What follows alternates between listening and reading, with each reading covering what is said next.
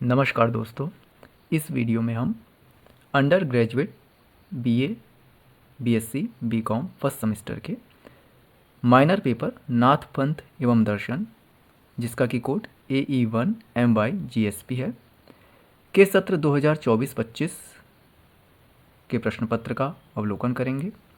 यह अवलोकन आगामी परीक्षाओं में शामिल होने वाले परीक्षार्थियों हेतु अति उपयोगी होगा, अतः इस वीडियो को पूरा अवश्य देखें। चलिए शुरू करते हैं। प्रश्न संख्या 1, आदिनाथ किसे कहा गया है? तो नाथ पंथ में शिव की पूजा होती है, अतः आदिनाथ यहाँ पर शिव जी को कहा गया है। प्रश्न संख्या 2, नाथ संप्रदाय के प्रवर्तक माने जाते हैं। सी ऑप्शन यहाँ पर करेक्ट है, मत्स्येंद्र नाथ जी। प्रश्न संख्या 3, अलख निरंजन की संकल्पना है। बी ऑप्शन यहाँ पर करेक्ट है, नाथ साहित्य से। प्रश्न संख्या 4, नाथ पंथ में सिद्धों की क्या संख्या है? यह 84 है, अतः सी ऑप्शन यहाँ पर करेक्ट होगा। प्रश्न संख्या 5, कौल ज्ञान निर्णय के रचयिता कौन है? ए ऑप्शन यहाँ पर करेक्ट है, मत्स्येंद्र नाथ जी। प्रश्न संख्या 6, गोरखनाथ की सबसे महत्वपूर्ण रचना है। यह चारों ही रचनाएं गोरखनाथ जी की हैं, जिनको कि गोरखबानी में संकलित करके डॉक्टर पीताम्बर दत्त बड़थवाल ने प्रकाशित किया था, लेकिन इनमें सबसे महत्वपूर्ण जो रचना है वह शब्दी है, अतः ए ऑप्शन यहाँ पर करेक्ट होगा। प्रश्न संख्या 7, हठ योग प्रदीपिका के लेखक कौन है? इस क्वेश्चन का राइट आंसर डी है, स्वात्मा राम जी। प्रश्न संख्या 8, निम्नलिखित में से कौन सा नाथ संप्रदाय की साधना में सम्मिलित नहीं है?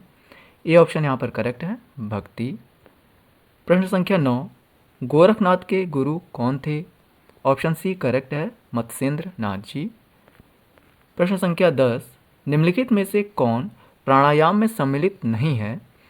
अब यह चारों ही प्राणायाम से संबंधित हैं, चारों प्राणायाम में सम्मिलित हैं, इसीलिए कोई भी उपयुक्त उत्तर यहाँ पर नहीं दिया जा सकता।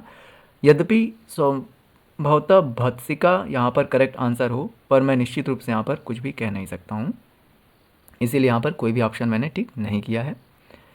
प्रश्न संख्या 11, हठ योग में ठ से क्या तात्पर्य है?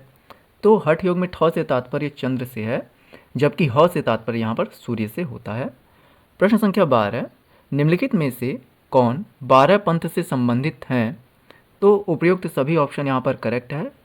आप देख सकते हैं यहाँ पर किनारे पेन से अलग से लिखा गया है 12 पंथों के नाम, ये आप लोग जो है कि याद कर सकते हैं। प्रश्न संख्या 13, गोरखनाथ द्वारा किस साहित्य की रचना नहीं की गई है? डी ऑप्शन यहाँ पर करेक्ट है, अकुलवीर तंत्र, इसके लेखक मत्स्येंद्र नाथ जी हैं। प्रश्न संख्या 14, नाथ पंथ में सर्वोच्च स्थान किसे दिया जाता है? बी ऑप्शन यहाँ पर करेक्ट है, गोरखनाथ जी को। प्रश्न संख्या 15, अकुल शब्द का तात्पर्य है। बी ऑप्शन करेक्ट है, शिव। प्रश्न संख्या 16, द फिलॉसफी ऑफ गोरखनाथ के लेखक कौन है? सी ऑप्शन यहाँ पर करेक्ट है, अक्षय कुमार बनर्जी जी। प्रश्न संख्या 17, हबकी ना बोलीबा ठबकी ना चलीबा धीरे धरीबा पाँव, यह पंक्ति किसकी है? तो यह गोरखनाथ जी से संबंधित है। प्रश्न संख्या 18, गोरक्ष पद्धति संबंधित है। बी ऑप्शन यहाँ पर करेक्ट है, गोरक्षनाथ परंपरा से। प्रश्न संख्या 19, रामकृष्ण मठ की स्थापना किस उद्देश्य से की गई थी? बी ऑप्शन यहाँ पर करेक्ट है, आध्यात्मिक और सामाजिक कल्याण के लिए। प्रश्न संख्या 20, गोरक्ष शतक किसने लिखा है? बी ऑप्शन यहाँ पर करेक्ट है, गोरखनाथ जी ने। प्रश्न संख्या 21, बौद्ध धर्म का अंतिम लक्ष्य क्या है? बी ऑप्शन यहाँ पर करेक्ट है, निर्वाण। प्रश्न संख्या 22, नाथ योग को कहा जाता है। षडंग योग यहाँ पर करेक्ट आंसर है, जिसका आशय है 6 अंगों वाला योग। इनका वर्णन यहाँ कर दिया गया है, इनको आप पढ़ सकते हैं। और अष्टांग जो योग है वह पतंजलि जी से संबंधित है। प्रश्न संख्या 23, घेरण संहिता में घेरण का संवाद किसके साथ हुआ है? इस प्रश्न का सही उत्तर विकल्प बी है, चंद्र का पाली। इनको योग की शिक्षा दी जाती है घेरण के द्वारा। प्रश्न संख्या 24, निम्नलिखित में से कौन सी एक पुस्तक गोरखनाथ द्वारा रचित है? डी ऑप्शन यहाँ पर करेक्ट है, सिद्ध सिद्धांत पद्धति। प्रश्न संख्या 25, गौतम बुद्ध की शिक्षाएं किस ग्रंथ में हैं? ए ऑप्शन यहाँ पर करेक्ट है, त्रिपिटक। प्रश्न संख्या 26, संस्कृत भाषा में रचित गोरखनाथ के ग्रंथ हैं। डी ऑप्शन यहाँ पर करेक्ट है। यह सभी ग्रंथ जो है संस्कृत भाषा में लिखे गए हैं। प्रश्न संख्या 27, नाथ पंथ के अनुयायी किसकी पूजा करते हैं? यहाँ पर शिव जी की पूजा की जाती है। प्रश्न संख्या 28, 12 पंथी संप्रदाय के प्रवर्तक कौन थे? तो गोरखनाथ जी इसके प्रवर्तक थे। प्रश्न संख्या 29, कनफटा साधु किससे संबंधित हैं? बी ऑप्शन यहाँ पर करेक्ट है, नाथ पंथ से। प्रश्न संख्या 30, नाथ पंथ के साधकों का महत्वपूर्ण व्रत है। अब जैसा कि आप जानते हैं कि नाथ पंथ में शिव जी की पूजा की जाती है। हालांकि आप देखेंगे कि नाथ पंथ का जो प्रमुख मंदिर है गोरखनाथ जी का, वह गोरखपुर में है और वहाँ मकर संक्रांति को मेला लगता है, इसलिए यहाँ पर डी ऑप्शन सही होगा, खिचड़ी जिसको कहा जाता है। प्रश्न संख्या 31, नाथ कहे तुम आपा राखो, इस उक्ति में नाथ शब्द संबंधित है तो शिव जी से यह संबंधित है। प्रश्न संख्या 32, पतंजलि के अनुसार 8 आयामों वाले मार्ग कहे जाते हैं। ए ऑप्शन यहाँ पर करेक्ट है, अष्टांग योग। प्रश्न संख्या 33, श्री अरविंदो के अनुसार योग का उद्देश्य है। डी ऑप्शन यहाँ पर करेक्ट है, उपयुक्त सभी, आत्मा का विकास, शारीरिक स्वास्थ्य एवं मानसिक विकास। प्रश्न संख्या 34, गगन मंडल में ऊंधा कुआं, इन पंक्ति में गगन मंडल उक्त है। ए ऑप्शन यहाँ पर करेक्ट है, ब्रह्मरंध्र के लिए इसका आशय है सिर के ऊपर की ओर का भीतरी भाग। प्रश्न संख्या 35, हठयोग साधना में अत्यधिक बल दिया गया है। ए ऑप्शन यहाँ पर करेक्ट है, नाड़ी साधना पर, सूर्य नाड़ी और चंद्र नाड़ी जो ह और ठ शब्द हैं। प्रश्न संख्या 36, घेरण संहिता में वर्णित योग है। सी ऑप्शन यहाँ पर करेक्ट है, हठ योग। प्रश्न संख्या 37, षटकर्म संबंधित है। ए ऑप्शन यहाँ पर करेक्ट है, नाथ योग से। प्रश्न संख्या 38, हठ योग की अवधारणा संबंधित है। सी ऑप्शन इसका राइट आंसर है, नाथ योग से। प्रश्न संख्या 39, निम्नलिखित में से कौन पिंड में ब्रह्मांड की अवधारणा से संबंधित है?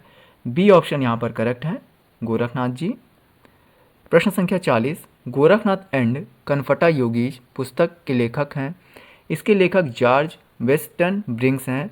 यह पुस्तक 1838 में प्रकाशित हुई थी। प्रश्न संख्या 41, अष्टांगिक मार्ग को और किस नाम से जाना जाता है? बी ऑप्शन यहाँ पर करेक्ट है, आर्य अष्टांगिक मार्ग। प्रश्न संख्या 42, बुद्ध शब्द का अर्थ क्या है? ए ऑप्शन यहाँ पर करेक्ट है, ज्ञानवान। प्रश्न संख्या 43, मत्स्येंद्र नाथ के गुरु कौन है? शिवजी उनके गुरु थे। प्रश्न संख्या 44, 4 आर्य सत्य की अवधारणा किससे संबंधित है? यह बौद्ध दर्शन से संबंधित है। प्रश्न संख्या 45, निम्नलिखित में से कौन सा एक अष्टांग योग का सोपान नहीं है? ए ऑप्शन यहाँ पर करेक्ट है, मोक्ष। आप यहाँ पर देख सकते हैं अष्टांग योग के जो भी सोपान हैं वो लिख दिए गए हैं, आप इन्हें याद कर सकते हैं। प्रश्न संख्या 46, योग सूत्र लिखा गया है। ए ऑप्शन यहाँ पर करेक्ट है, पतंजलि द्वारा। प्रश्न संख्या 47, निम्नलिखित में से किस संत पर नाथ संप्रदाय का प्रभाव नहीं पड़ता है? डी ऑप्शन यहाँ पर करेक्ट है, तुलसीदास पर। प्रश्न संख्या 48, द लाइफ डिवाइन के लेखक कौन है? इस पुस्तक के लेखक श्री अरविंदो जी हैं। प्रश्न संख्या 49, योगदा सत्संग सोसाइटी ऑफ इंडिया के संस्थापक कौन थे? बी ऑप्शन यहाँ पर करेक्ट है, परमहंस योगानंद जी। 1917 में उन्होंने इसकी स्थापना की थी। प्रश्न संख्या 50, योगी कथामृत ऑटोबायोग्राफी ऑफ योगी आत्मकथा है किसकी? तो यह परमहंस योगानंद जी की आत्मकथा है और यह 1946 में प्रकाशित होती है। मुझे आशा है कि यह वीडियो आप सभी परीक्षार्थियों हेतु अति उपयोगी सिद्ध होगा। इसी प्रकार के अन्य वीडियो देखने हेतु हमारे YouTube चैनल को सब्सक्राइब करें। धन्यवाद।